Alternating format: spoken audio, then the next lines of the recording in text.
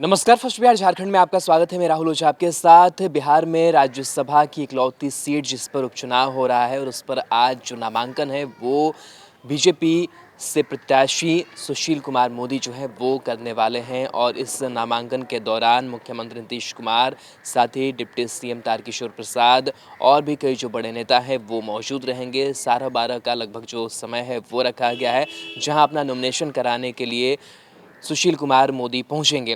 साथ ही साथ आपको बता दें कि जिस तरीके से नामांकन को लेकर के आरजेडी की तरफ से बातें सामने आ रही थी, वो तमाम जो दांव है वो फेल होते हुए साबित हो रहे हैं आरजेडी के, क्योंकि आरजेडी ने ये भी ऑफर दिया चिराग पासवान को कि चिराग पासवान जो अपनी मां को प्रत्याशी बनाए राज्यसभा उपचुनाव के लिए, लेकिन चिराग पासवान ने ऐसा नहीं किया। उन्होंने स्पष्ट रूप से कह दिया कि राजनीति में आने की उनकी कोई जो दिलचस्पी है वो नहीं है। जो दलित कार्ड है उससे भी खेलने की कोशिश की गई और कहीं ना कहीं आरजेडी इस बात का फ़ायदा उठाना चाहिए कि जिस तरीके से तनातनी बरकरार है नीतीश कुमार एलजेपी के बीच में, और इन तनातनी को लेकर के हो सकता है कि अगर एलजेपी अपना उम्मीदवार दे दे तो जो बड़ा दाव है वो खेला जा सकता है। लेकिन सारे मंसूबों पर पानी फिर गया और संभावना भी काफ़ी कम जताई जा रही है कि आरजेडी की तरफ से जो प्रत्याशी है वो दिया जाएगा, क्योंकि नामांकन कराने आज पहुंच रहे हैं और जो नामांकन की आखिरी तारीख है वो 3 दिसंबर है, यानी कि बहुत समय जो है वो नामांकन के लिए नहीं बचा है। और ऐसे में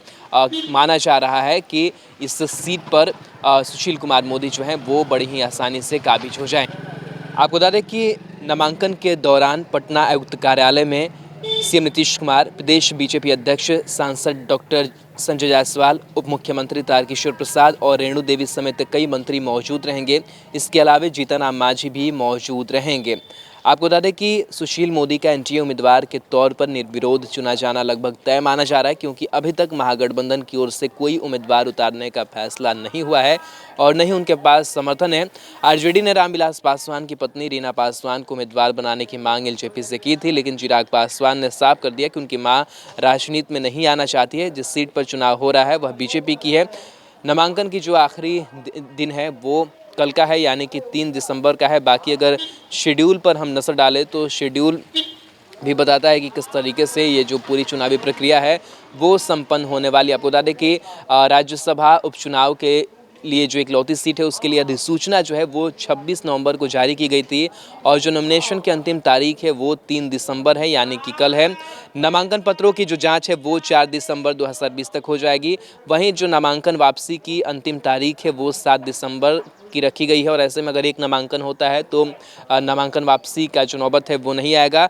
मतदान करने की तिथि जो है वो 14 दिसंबर 2020 है। अगर सिर्फ एक ही नामांकन होता है, महागठबंधन से अगर प्रत्याशी नहीं दिए जाते हैं तो मतदान की जो नौबत है वो नहीं आएगी, और अगर प्रत्याशी महागठबंधन की तरफ से उतार दिया जाता है तो मतदान जो है वो 14 दिसंबर को होगा और मतदान करने का जो समय होगा वो सुबह 9 बजे से अपराह्न 4 बजे तक का होगा। वहीं मतगणना की जो तिथि है वो 14 दिसंबर 2020 की होगी 5 बजे अपराह्न, और उसी दिन जो रिजल्ट है वो सामने आ जाएगा। और पूरी निर्वाचन प्रक्रिया की समाप्ति की अगर बात करें तो 16 दिसंबर 2020 को पूरी निर्वाचन जो प्रक्रिया है वो संपन्न हो जाएगी।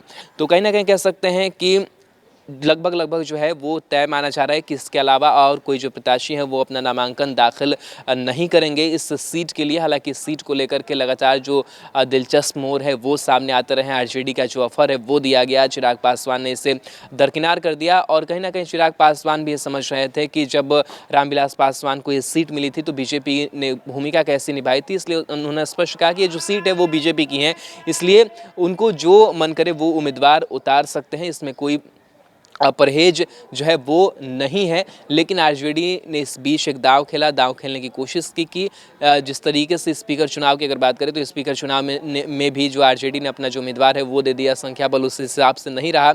हालांकि संख्या बल समर्थन की बात करें तो राज्यसभा उपचुनाव की भी एक सीट के लिए वो नहीं है, लेकिन ये बातें आरजेडी की तरफ से सामने आ रही थी कि नहीं, हम सारी जो चीज़ें वो पूरी कर लेंगे। स्पीकर चुनाव में भी बिल्कुल जो दाम है वो उल्टा पड़ा और जो स्पीकर का पद है वो बीजेपी के ही खाते में गया।